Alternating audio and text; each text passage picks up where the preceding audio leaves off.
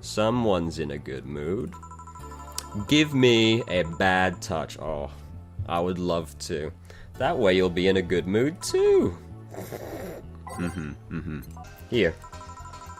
Jill, you have such a petty sense of humor. Guilty as charged. So what put you in a good mood? Oh yeah, that. Today, my sister was supposed to be in court for all the custody proceedings. Of course, not only did she show up later than her husband, and drunk at that, but also dressed like she got fucked in the back of a parking lot. And to top it off, she forgot to even bring her kids. Luckily, my parents brought them to the court. The judge assigned the kids to my parents for the time being. She really messed it up, huh? When they came back to the house and Diana started throwing a temper tantrum, she said it was lucky her husband didn't get the kids because the angst would make her jump onto the highway. So Ava comes and says, "Then make sure it kills you because we aren't dealing with you as a cripple." Holy shit. I shouldn't reinforce that behavior, but I don't know. Maybe it was the timing, but I've been laughing for an hour now. You hold quite the animosity for Diana, don't you? She and I used to be the closest friends when I was 7 or 8. We played all the time, we even slept on the same bed for a while. Then she turned into a teen. We stopped playing, she had other things she wanted to do. I could forgive all that, I mean the age difference and all, but there is something in particular I still can't forgive. It was a day she invited her friends to the house and I went to ask her something, and as I was leaving, one of her friends asked if I was her sister. And she said she had no little sisters. Why? Why exactly? Just, I guess, teenage angst. I think that was the moment that finally broke the pedestal I had her on. I admired her as much as a kid as someone could admire. I admired her as much as a kid could admire someone, you know? Little by little that admiration wore off until we finally reached the breaking point. I felt betrayed. And you haven't been able to forgive her after 40 years. I mean, she does keep doing it, apparently. It's not that I still hold a grudge against her, but rather, the Diana who said all those things so many years ago is the same Diana I know today. Exactly. How so? I've been over this. She hasn't matured one bit. She's still as selfish, childish, and as mature as she was back then. When you see her, you don't see an adult, you see an overgrown, horny teen. So aside from destroying any admiration I held for her, she's made sure not to fix that impression. Huh. But enough about me, how are you? Everything's fine, aside from the note. A note. Remember how I told you I lashed out at my dead ex's sister? Yeah. I got this note from her. Let's see. Wow, she must really feel bad about the whole thing. As do I. So what's the problem then? The same fear that drove me away from her in the first place. Right. Give me a brandini, will you? There's a little story I want to tell you. Oh, I love stories. Here. This is the thing. Let's start. Oh, hello. Oh, hell no. This is the story of a girl. This is the story all about how my life got turned upside down. This is the story of a girl who grew disillusioned with one of her sisters. Soon it became animosity, and not long after that she distanced herself completely from said sister. With time, the girl would become attached to her eldest sister, looking up to her achievements. All I can look at right now are those boobs. Not now. Said sister would even marry the girl's best friend not soon after. And after the girl went into college, said sister would quit her job. The sister was worried sick about her leaving her baby kid alone, prompting her to quit her high-ranking job. What if I hire your high-ranking lips? The girl, even as an adult, felt betrayed. Her role model sister went against everything she held her in esteem for.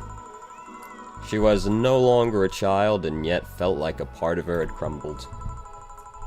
Hey Joe, I can lift her sweater. Do you want to see? I bet you want to see.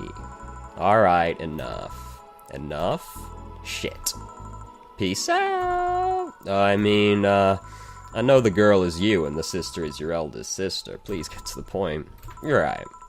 The point is, if you don't face her, she will be heavily disappointed. She's trying to make amends with you. That must take courage. Lots of it. Yeah, you're right. My mouth's dry. Can I get a beer? You just drank that. Like, it's not even been like a full paragraph of words yet. Here. Thanks. So tell me, did you and this Gabby girl get along? Oh yeah. I never had brothers and sisters, but once Lenore introduced me to her as her sister-in-law.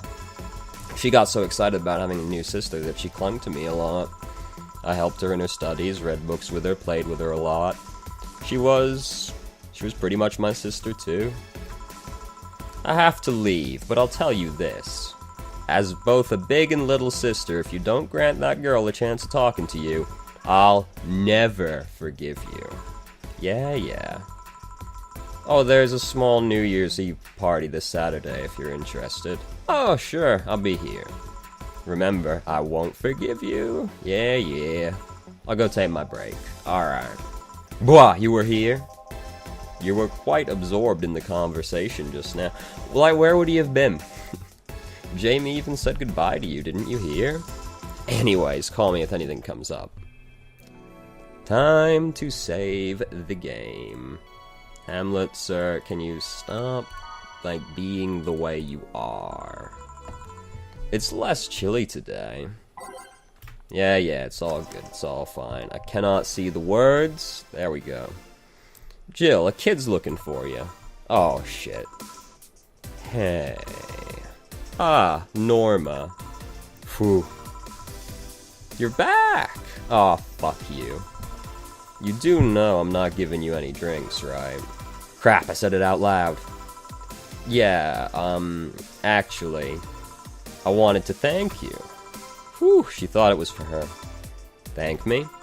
Well, for starters, by not complying and giving me alcohol, everything else would have fallen apart if I had some. Aw, so responsible, Joe. I kind of faced my mom and told her all about the pressure she was putting on me, and said I wanted to figure out what I wanted to do. And, well, she didn't speak to me for 2 days. After that, she told me that it'd be a waste to spend money in a university just for me to not give it my all, so she told me to still go to the college course, but that I was free to explore. Glad to hear that. And, well, I wanted to thank you for that. Me? If I just rushed headfirst into my original plan, things would have gotten ugly. And you were right. I would be hurting her for the sake of hurting. So, thank you. Don't worry about it. I'll leave before it's too late outside. Be careful. Oh, so sweet. Shut up. Hey, Jill, mind helping me here? Sure. Make a bleeding Jane, please. On it. Sure. Because when there's a Sprite in front of us, we gotta make something, you know? Thanks. Hey, Joe, do you hate me? Hate is a harsh word, but yes. It's not against you directly, but rather the fact that only I can see you. Like I told you, if they wanted, they could see me. And why can I? You're the main character? I don't know. What are you? A cute girl. Right. You okay, Jill? Making a lot of faces there. Yeah, just, constipation. Could you give me a hand here and serve a beer, please? Sure. So soon after just making something. Thanks. Would you lighten up if I showed you I can interact with the environment? Maybe it'll spook me, but let's try. There. Can't see anything. You sure? Yep. Oh, something changed. The border was different. I didn't notice. Nobody expects the Dorth Inquisition. Dorth Inquisition. Ow! I biz my tongue. Can't believe I'm using the spare tongue so early in the night. Ooh, the spare tongue. Honey. Oh, hey, Dorothy. I'm making a quick stop for a drink. Can I get a fluffy dream? Sure. I'm actually pretty glad I've seen that scene, because I've seen screenshots of that scene and assumed it was the Dorothy ending, but apparently not. Oh yeah, before you leave... What, are you gonna throw a New Year's party too? Yes, we are. Sure, I'll be here then. Dorothy, come back. It's not the same. Well, I've got things to do, so... You do? Who does what? Sorry, I... sneezed. Weird sneezes. Anyway, I'm out for now. Oh yeah, Joe. Take care of Becky, please.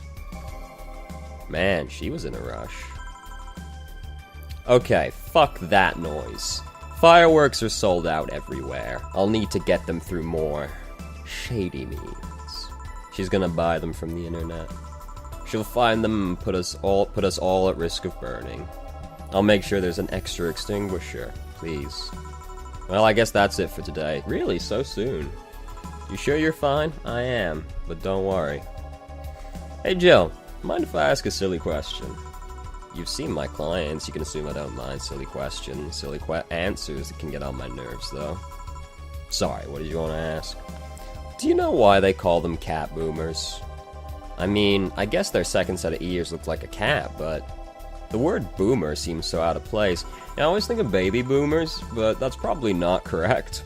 Not so much when you consider it's not them, but their oh, yeah, alright, it does. Oh? Let's go a bit back first. You know why cat boomers look like that, right? Because they went through some anti-nanomachine rejection treatment while they were still a fetus, right? It's called the Yamakasi Romanova treatment. Or was it the Romaneko Yamada treatment? Let's call it the catification procedure. It was not only the first successful genetic treatment on a fetus, but also the first way to fight nanomachine rejection. Moreover, that research had a bit of a rocky story. Funding got cut in the middle of it, at a critical point that could make or break the whole thing. Not to mention Zaibatsu Corp's record of not addressing nanomachine rejection at all. The rest of the research was funded by Maki Stanogovich. Was it Stanogovich? Let's call him Stanogovich for now. He's a businessman whose unborn daughter gets diagnosed with early nanomachine rejection. Stanogovich funded the research, and in a desperate move, his wife offered herself and her daughter as test subjects. Of course, the experiment was a success. The girl, Sylvia Stanogovich, almost said saliva, didn't die. She became the living testament of a scientific breakthrough. But then the stories of how things played out for Sylvia got sensationalized in the media and created a weird fad. Parents made their unborn children go through the catification procedure even if they had no ailments at all. All because one particular girl whose life got saved through that treatment became a media darling for a bit. A whole generation of kids with those cat-like protrusions got born. And their parents got called cat boomers? A generation of parents obsessed with cat-like features. The fad quickly passed, but the term remained in use. Eventually, cat boomer just started being used for people with the protrusions instead of their parents. You keep calling them protrusions. Why is that? Because that's what they are. Eh? You didn't think those things were on their heads were ears, right? Sure, they can move them because they're somehow connected to the facial and ear muscles. Thus, they can move like a cat's and react to their mood. But in the end, they're just appendages with no real function. That's weird. Huh. Still surprises me a bit, though. That's the biggest mutation they get after the treatment is just that. Those ears are a small miracle on their own. People have been born with no eyes for less intrusive procedures. You really thought they were functional ears, huh? Let's say I learned quite a bit today. Thank you. Don't worry, I feel like I should apologize for talking so much instead. And keep in mind, I'm fucking up the terms. I don't want you saying someone got protrusions because of a catification procedure. I'll keep it in mind. Wait. What? Yeah, the guy's name was Stanogovich. Eh? I just remembered nearly said it again. Sylvia Stanogovich was around my age, and when I was a teen, there were some TV specials featuring her, and I just remembered that I had the biggest crush on her. Now that I think about it, that crush made me very confused back then. And did you need to shout just now? Sorry, but yes. In any case, I'm out for the day. Alright, careful out there. Woo! All booze and no firecrackers make Dana a dull girl. Oh, I think we're in the money. I think we've got it. We are not buying anything, Jill. You need to contain your enthusiasm for objects. Good evening. Hey.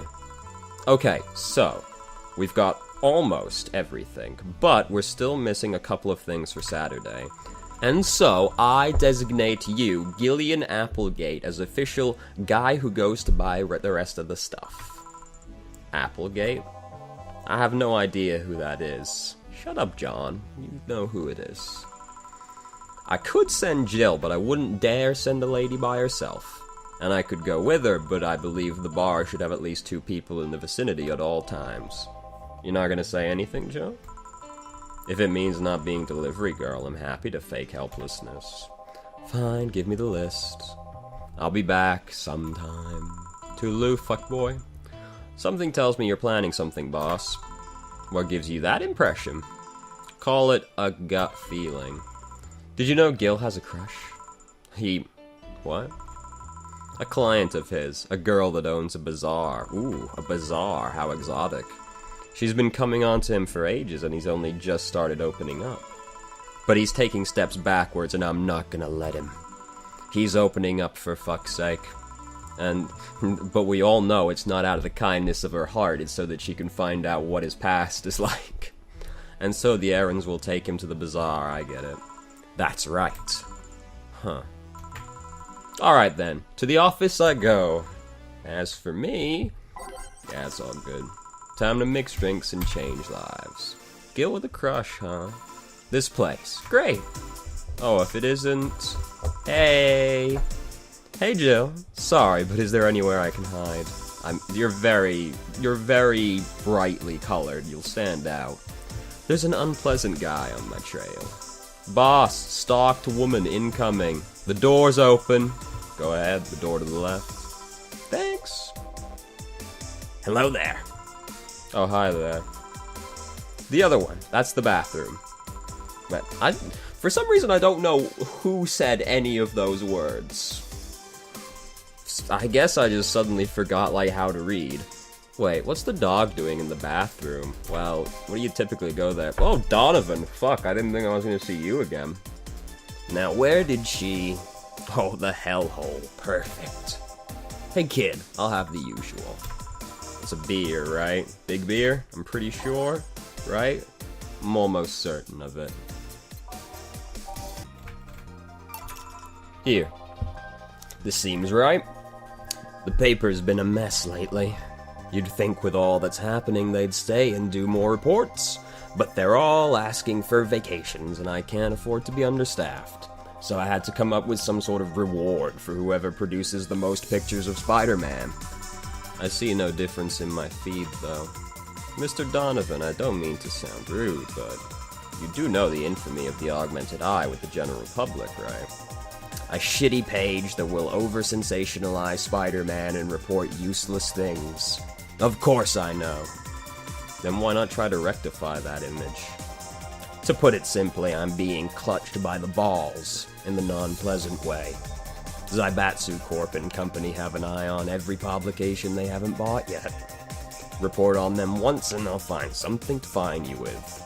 Twice and you'll find your resources severely cut. Anything beyond that, in the best case scenario, is they'll buy the damn operation to keep it quiet. I know there are more newsworthy things than whatever it is the lackeys picked out that week. But if I overstep, my ass is on the line. Glad to see this hellhole is still in one piece. The BTC have been going apeshit closing bars lately. Oh yeah, we are closing, don't worry. Yesterday, they closed one that served as a key part of a drug trafficking ring. And last week, they closed 3 small bars that served as illegal chicken restaurants. Whoa, hold on a second now. An illegal what? Huh. Not to mention there are like 100 people who have BTC certificates that never use them. Instead, they keep those credentials around to stop police from raiding their homes or warehouses. I don't know about you, but it's obvious to me that some restructuring will begin at the BTC after this whole thing. Man, shit ran deeper than I thought, and no news outlet talks about that. Alright, kid, let's try a more... What the fuck? Whatever, you saw it, you read it. Hey, even I have to break the routine from time to time. Sure, yeah, why not? Don't worry about it. Here.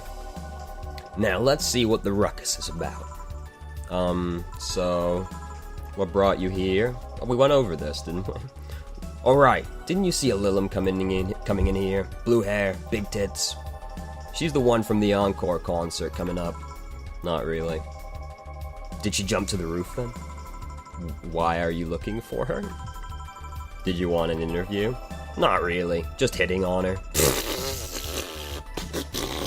Okay, sure. Hey, I said hitting on her, not hitting her. Stop glaring. Why, though? Are you that bored? Don't you have, like, a family or something? Have you seen that girl? Hot as tits. Also, hot ass and tits.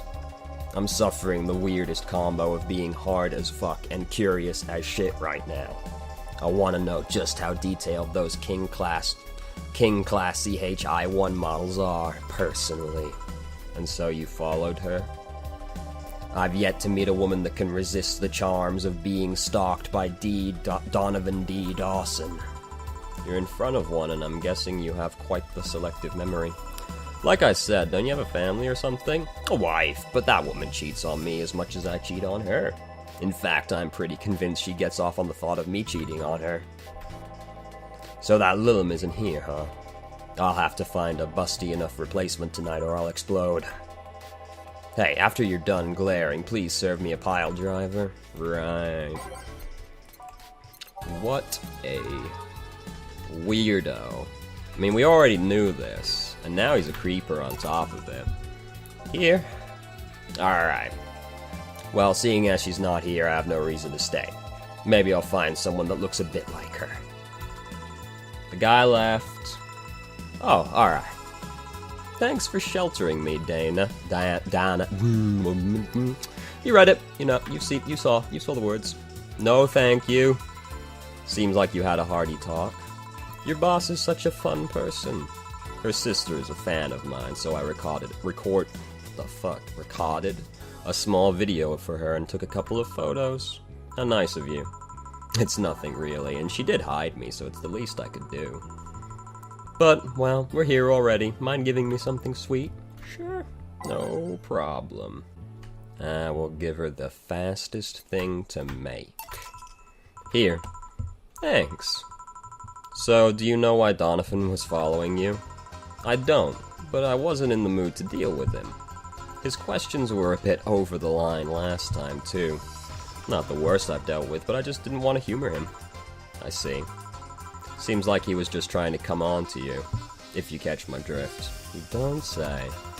Well, not like you'd have a chance anyways. I'm not into older guys, and I'm already committed to a relationship. Wait, you are? It's not common knowledge that the other ones that... It's not common knowledge, and the ones that hear it try to dismiss it as rumors, but I've been in a relationship with my producer for a while now. Really? We were both single, and that kind of stuff is bound to happen when you spend so much time together. But it all started when he read an entry I made in my blog about wanting to experience love and the like. It got real creepy, a lot like the Donovan situation. He offered to help with that after he read it, and I thought, sure, why not? I already knew him well enough, it wouldn't hurt to try. How nice. He's a stick in the mud where planning is due, but he's a sweetheart otherwise. I see, I'm not listening. You know, I've met 2 fans of yours lately. Really? Both of them seemed so excited when they were talking about you. It was amazing. I don't like the term fan too much. It strikes me as a bit pretentious, in my opinion. I have many fans doesn't sit so well. I like many people who like my music better.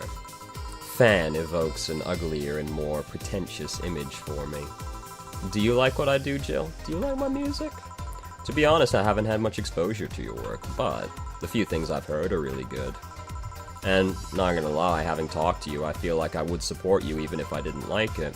So nice to hear. Hey, this will sound familiar, but do you have anything like tea? I think we do? Oh, no, we don't. Alright. Look, I don't know. I don't know. Nothing in here's called tea, nothing has, like, tastes like tea in its description, so whatever. The good old fallback, a fucking cup of water. Here. Too vague of an order, huh? Sorry. Hey, you're a King Class CHI-1, right? That I am. May I ask you something about your model? Sure. Are there any differences between you and a DFC-72? We both serve the same purpose, but DFC-72s have the port on their heads, which makes them more versatile.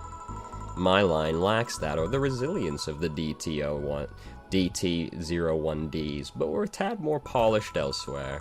More specifically, our voice emulators are more advanced and our movements are smoother. A trade-off of functionality and power for appearance, you could say.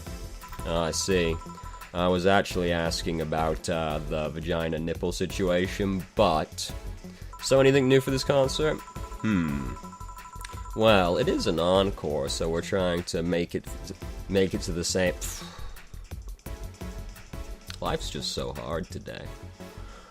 Well, it is an encore, so we're trying to make it the same for those that couldn't go to the first one. But we always try to spice it up, like maybe with a surprise song or something. There was this one time I sang a cover of a song by B-Link. I see what they did there. Of course, in return, they sang Your Love is a Drug. Ah, so you know the B-Link girls?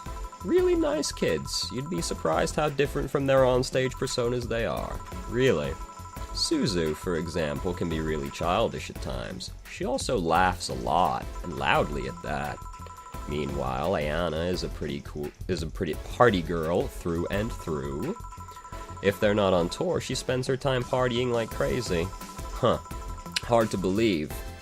What with all the money and drugs they must get. I mean, their image is that of stoic girls with little expression, almost like living Victorian dolls or something. Well, they wanted to pop out in the public. They once told me if we want people to notice us, we have to break the cutesy idol concept. And so they took the opposite route by becoming cool beauties with melancholic songs. I wouldn't say they went the opposite way. The opposite of cutesy idols would be unkempt, deaf-tone deaf girls spewing vitriol and hate. True enough. True, I guess. Well, I've gotta go, but let's have a Sparkle Star first. Alright, thank goodness, an actual drink.